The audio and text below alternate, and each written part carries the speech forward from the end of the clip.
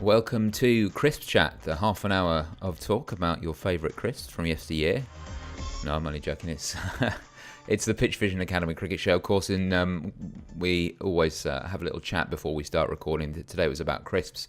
We won't bore you with the details on that. We'll talk a little bit about cricket for half an hour or so. How does that sound? My name's David Hinchliffe. I look after things. And helping me to help you are two very fine cricket coaches. The first, the director of cricket at Millfield School. It's Mark Garaway. Hello, Garras. How are we, all right? Very good, thank you. Yeah, missing the crisps, but we'll save those for later. We're always missing the crisps. Yeah, that's true. Secondly, it's the cricket professional at Portsmouth Grammar School. It's Sam Lavery. Hi, Lavers. Hello there. No comments on crisps for me. No, fair enough. I would be very happy if someone presented a bag of Razzles for me right now. Lovely. Tummy rumbles. We'll listen out for those. Other crisps are available. Let's get on to the cricket, though. Let's talk about something which popped into my head the other day as an interesting topic to talk about, which is we often on this show talk about how things have changed and how new things are helping and what ways we can, what methods we can use to challenge thinking that is. But there is definitely sort of a back in my day vibe around cricket sometimes. And so I wanted to look at it through a different lens and say, well, let's go back a little bit in time and go, well, what was the good stuff that used to happen that doesn't happen anymore that we would like to bring back? What's the old school things in cricket that we would like to see come back that we don't want to challenge when we see them returning? I think the biggest change in cricket has been batting, isn't it, really? And then the attitude towards batting and the way that the formats have influenced the way that people play now, even the longest formats. So 2020's had a huge influence on the way that we're playing longer format in the game. And something I'd like to see come back will be the ability to deal with a moving ball, I think. I was very lucky last Monday to spend the evening in the company of 50 very fine cricket coaches that were assembled to say goodbye to a bloke called Gordon Lord, who has been incredible for English coach education over the last 25 years. And within the room was Alex Stewart's dad, Mickey, who was the first ever cricket coach for England. And we had a discussion about how the game's changed and what he would like to see return. And he just felt that because the pitches are now so flat in general, we have covers around, that the formats have changed, that basically when the ball goes around, particularly seaming around, the techniques that people have on offer aren't anywhere near as good as his day, when that was all the ball did, really. It did it constantly for 3 days on the trot in the county championship and then 5 days on the trot when he was playing test cricket. And I think he's right. And we do see it now, don't we? When the ball does go around, we have incredibly short test matches. And it would be fantastic if we could go back to some of those days and see how that game would develop going into day 4 and day 5, when the wicket may have flattened out a little bit. But the challenge that we've got now is that when Stuart Broad gets on a run, as good a bowler as he is and as good as he is to get 7 wickets, those 7 wickets happen in a session or a session in a little bit, and we never get to day 4 and day 5 to see what the true test of dealing with a changing set of conditions over a longer period of time can actually, what that would actually bring us. So I reckon that's my one. So thank you, Mickey, for that. And I guess that applies even at lower levels, even at club level, where covers are better and there's more knowledge about pitch preparation. It is going to be leaning more towards the batsman, isn't it, Laver? So I guess you can even take that. You don't have to be playing 5-day cricket to take something from that, do you? Yeah, I think the message going out is people want to see more runs and people want to see, and the only thing is actually that what everyone wants to see is that the best for developing us as a cricketing nation or as a cricketing world is that testing our skills to the maximum, and maybe it isn't, but I think a lot of leagues do within club cricket do assess people on the performance of their pitches purely based on the biggest number is the best number, and clearly that's not always the case. We've got to have a balance between bat and ball, and there are certain formats, and probably in 2020 most people would say that the bigger the number the better, really, but other formats have got to be would be really balanced. And I actually think one of the best sort of sessions of Test cricket I've watched in ages was last week when New Zealand were playing Sri Lanka, and no, they weren't. New Zealand were playing South Africa, and South Africa were batting, and I think they were 9 for 1 after 1 hour, and they were working really hard, and it wasn't doing everything, but it was difficult to score on. They had to work hard. They bowled very, very well, and it suddenly made Test cricket this engaging thing that, yes, there weren't boundaries everywhere, but if I want to see a 4 and a 6, I'll go and watch a 2020 match. I want to see a battle.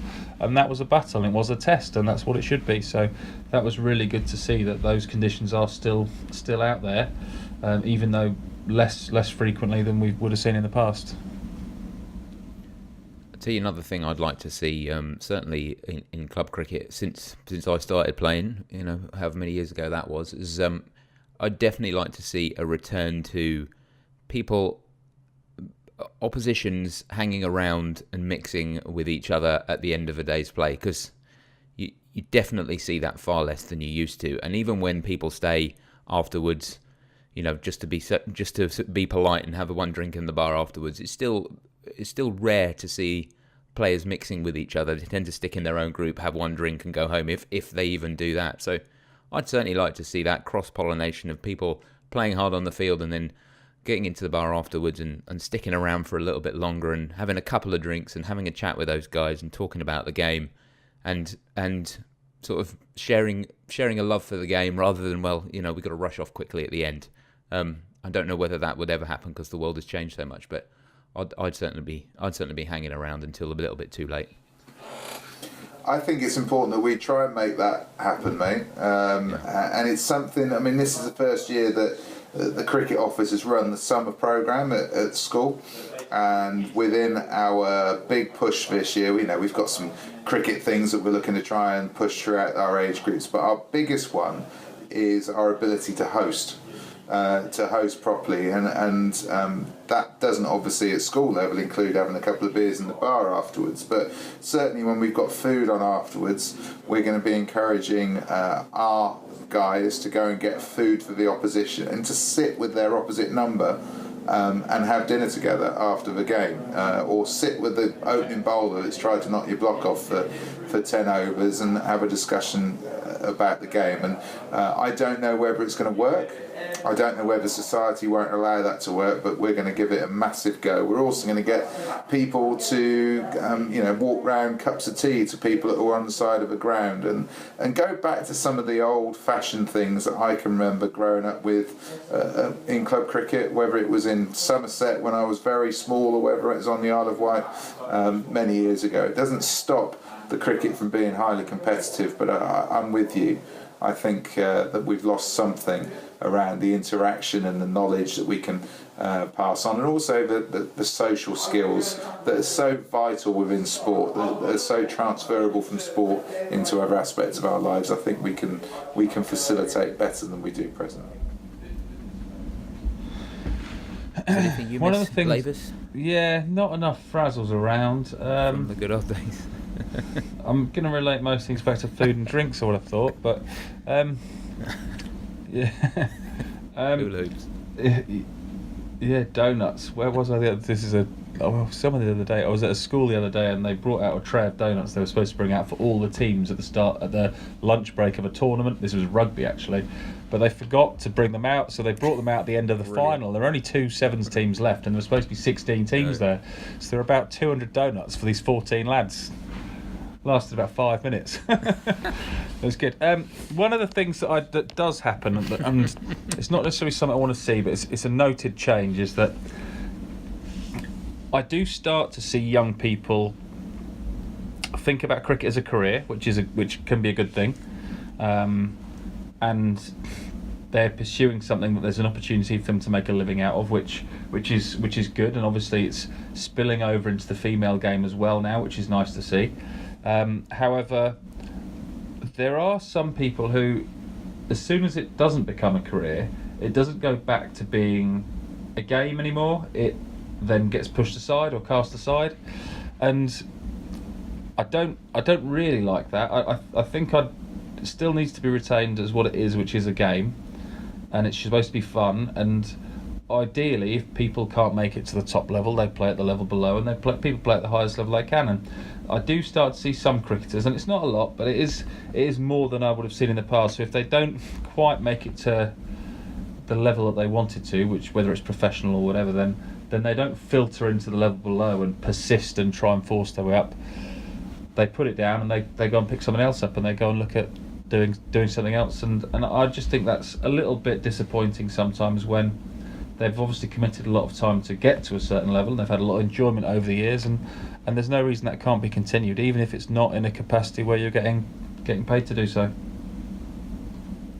Yeah, I do see a similar thing with some players who have played at a higher level and then they come back to club level, and it's almost like for them it feels like a climb down, because they've played at a higher level, and then for various reasons they can't play at that level anymore, and they come back to earth almost, and they're playing club cricket with guys who are not as talented as they are, and it's almost like you kind of lose your enthusiasm, because you think, well, I've done so much better than this, and now I've got to settle for something else.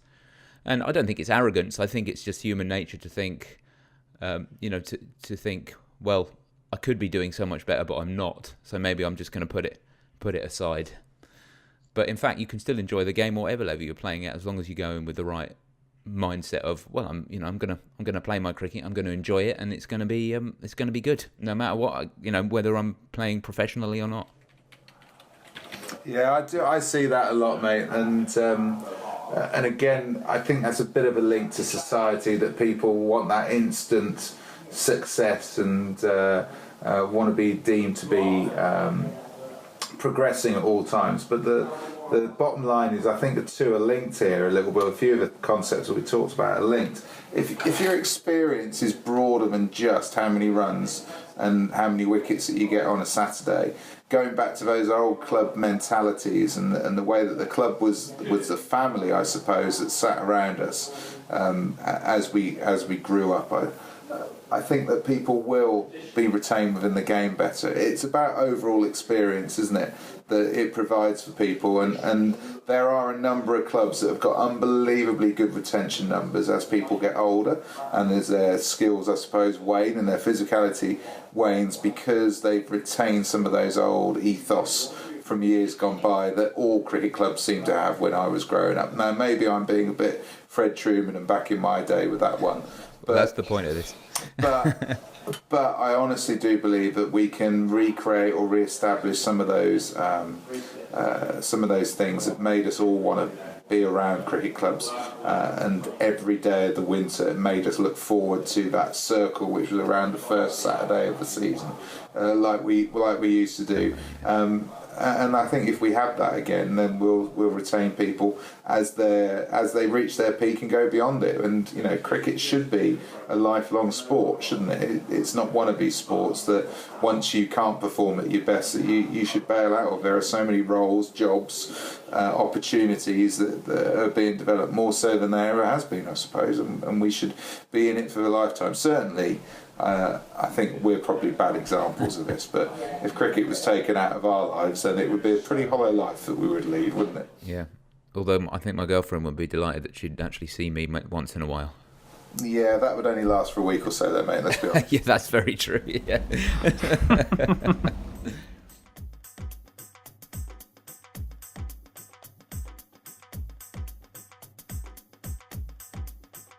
Now it's time on the show to move on to listeners' questions that have been sent in by you, the listener, or by readers of the PitchVision website over at pitchvision.com.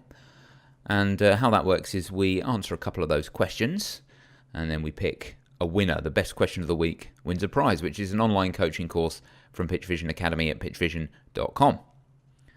You can send your questions into us for future shows by emailing coach@pitchvision.com, or we'll tell you more about how you can get in touch with us in other ways towards the end of the show. And the first person who has got in touch with us this week is it's either Vi or V. I think it might be V. And V says, What are the key points that should be considered while doing back of the hand slower balls? Good technical question. Back of the hand slower balls. Well, it's something that we're seeing quite a lot of now, isn't it? And it's actually a ball that I'm finding that young players in particular find quite easy to bowl once they've seen it or been introduced to it. And it goes back to when I talk to my dad about teaching young kids to bowl. He reckons that most kids, when they first bowl a ball, once you've taught them the old method of standing and doing the old windmilly thing or whatever the case may be, that most people will bowl a leg spinner or a leg cutter when they first start to bowl as a kid. It's a natural way. So our shoulders tend to go from external rotation into internal rotation, which is like a leg cutter, leg spinner. And so if you teach people young enough, then often they find it really easy for their fingers to go even further round in internal rotation of their arm and their shoulder to allow the ball to come out as a back of a hand or over the top of the fingers slower ball. So I teach people young. I think it's the easiest one to teach young people. I think the off spinning version is the easiest one to teach, or an off-cutting version, a slightly older person because their range of motion and what have you. But it's a pretty easy one to go with young guys, mate, because of that internal rotation element at the end of I suppose into release and into follow through when we do bowl. So I reckon it's a pretty easy one to go with. And all you're really looking to do, start them off with bowling a leg spinner, a leg cutter. That's always a starting point, and even if that leg cutter comes out nicely as a slow ball, fantastic. But just a little bit more rotation, and you get to that one that comes out over the back. The other thing that I found has helped, very similar to a googly, is dropping the front side of the body, the left shoulder for a right arm bowler early often helps us to get that vertical, because you need to have a vertical arm path right above your head to get this one out the back of your fingers, I suppose. Just in the same way as we've taught googlies down the years, I reckon that's a pretty good one as well. And Lavers, what about guys who are a little bit older? Perhaps it's they've taught themselves to get the fingers behind the seam and all the rest of it, but now they know now they want to get the benefits of bowling one of these crazy back of the handballs, which is tricky, isn't it? So where do you start with it? Yeah, I mean, anything's tricky, isn't it, when you've got a particular pattern or method that you've been setting in it for a long period of time. On the younger bit, very quickly, I agree with Gara's dad. I do see that happen a lot, and then they're younger. And I have a theory on it as well. If you think about how a young cricketer lines up the ball, I don't know what your picture in your head is, but you often see a young cricketer line up the ball. They try and line up through the middle of their eyes, and because of that, their arms are coming across the front of their body, and because of that, they then withdraw their bowling arm quite wide and come across the ball, so they're kind of cutting across it anyway because of where they try and aim through a ball. So that's one thing with young cricketers. Generally, though, with seamers, you'll find that the back of the handball does come a bit more naturally to those who are sideways on or midway to sideways on, because there's less rotation of the shoulder, less rotation of the wrist required from that position to get to a seam up delivery around the back of the ball than there is from a front on position where you're 90 degrees further round effectively. So if you're struggling and you are a front on bowler, first of all, don't be surprised, because it's a little bit tricky to get to that position from a front on position.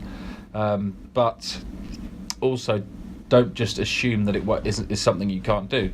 Whether it's a treatment of range of movement or flexibility exercises that will help you to try and get that rotation of shoulders and wrist all the way around so you can get it vertical again, or it's just a matter of changing the path of your bowling arm or potentially your grip.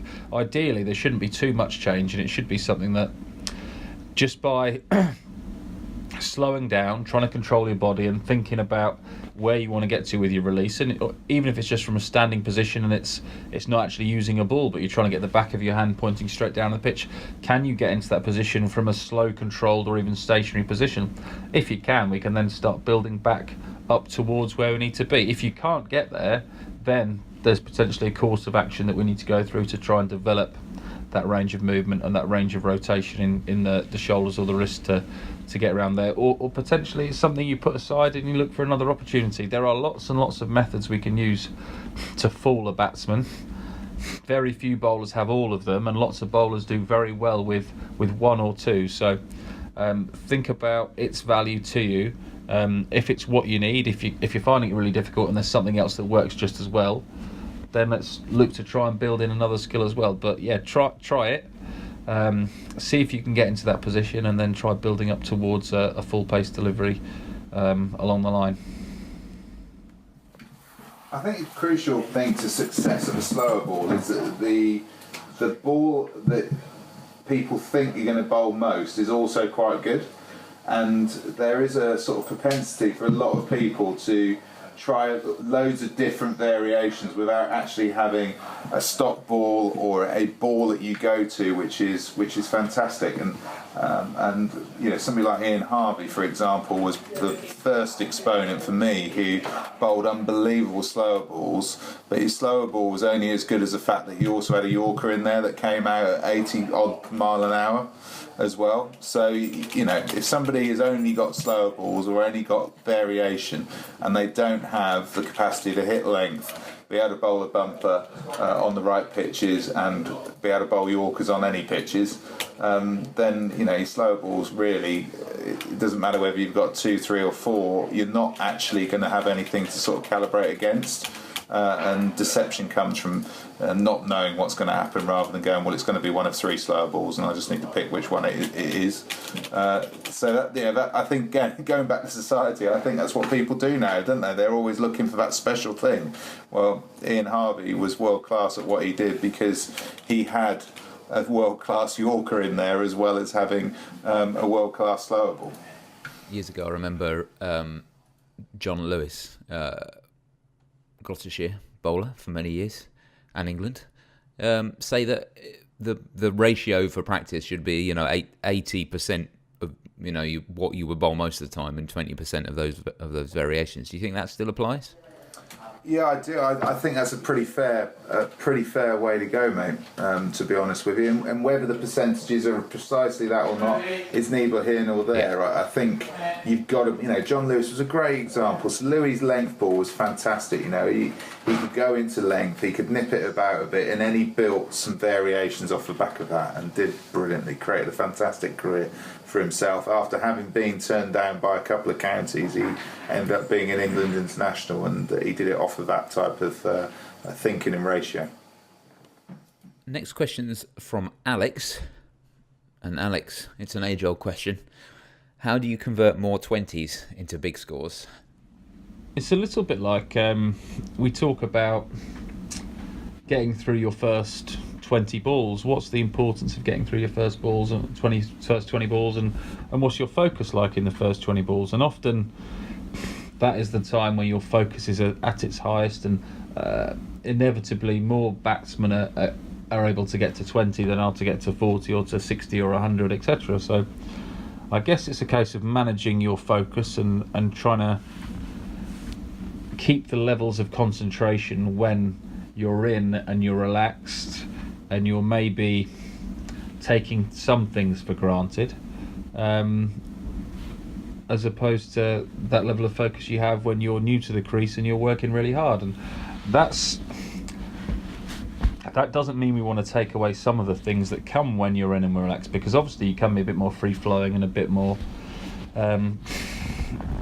comfortable at the crease. So it's getting the right balance throughout the innings of retaining focus, retaining concentration in the manner that suits you. And for some people that is about being very focused in on a specific thing and having a high level of intensity, and for others that will be being quite chilled out and quite calm about things. But I would say managing your focus throughout, and also managing your game plan as the game evolves around you. Everyone's been in and started an innings a lot more times than they've been and played that 30 to 50 or 50 to 100. So people are generally a bit more experienced at how they're trying to get from 0 to 20. But getting from there to 100 is a job that you get much less exposure to. So understanding how your game plan is going to evolve, and do you just continue to bat the same way? Do you bat to a new way that suits the situation? And have you thought about in advance what those options might be in this new situation where fields are spread and the ball gets a little bit flatter and maybe the expectation upon you goes up? So I would think about how you manage your expectations and how you plan for that bit, because so often our planning is those first 20 balls, and it's how we get to 30, which is a lot of our focus and our time goes towards. Do you think, Gareth, that I've certainly heard this case several times, that there's a case for practicing batting longer to get used to batting longer? Do you think it's a simple 1-2 like that? Not necessarily. I mean, it's a pretty good adage, I suppose, but in terms of getting 20 or 30 and then kicking on, I think it's about sticking to your game plan to a point. Whatever's got you to that point is sticking to it. If I think back to listening to some good players against some guys that would often get out for 30s, I think what they do is that they get to 30 and they either think they've done okay, so then they shift their mental focus, or they just forget what got them to 20 and 30 as a mental process in the first place. And what tends to happen when we get in is that our scoring areas increase, don't they? Because we become more acclimatised to the conditions that we're playing in, that we're letting the ball come on an appropriate distance. All of those things that we calibrate happen, but actually a mental process needs to be fairly consistent, I would suggest. And certainly the research that's been put around the top level performers is that their routines remain the same, their thought processes remain the same. The only thing that changed was that their scoring areas increased as they became more set. I certainly remember playing in professional cricket, getting to 30 and would become quite relaxed in my own head.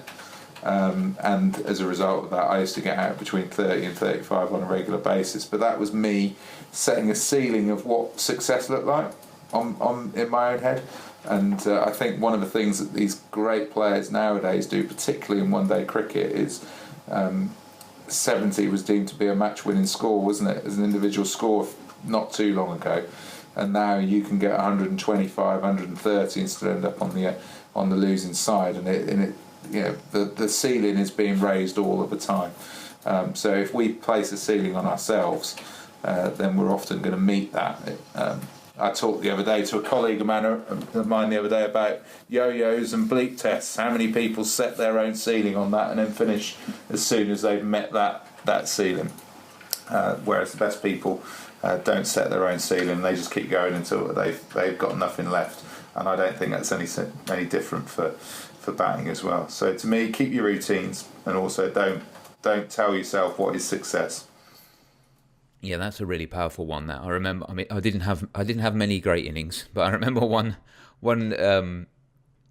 good innings I played in a club game, in a club second team game, where we were chasing a relatively low score, 150 something like that, and I got to about 40, and I felt myself thinking, oh great, we're at a point here where we can't lose because we were one wicket down, so we're pretty much done and dusted here. But then I thought to myself, no, I want to be the one here at the end of the game, not just the one who contributes the most and then gets out in some way because he's had enough. And I batted through to the end, finished on 60 odd not out. Wasn't a massive score, but the point was that I was there at the beginning, I was there at the end, and I went through that moment of going, oh well, I've done enough here. I can relax now. And then I realised, and then kicked on to the end, and that was.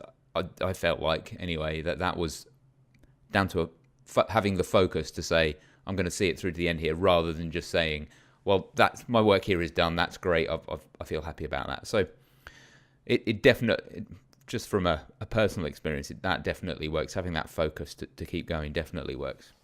And I think the real strength comes, because that's a great example, isn't it, that making yourself go through to the end when the game is won.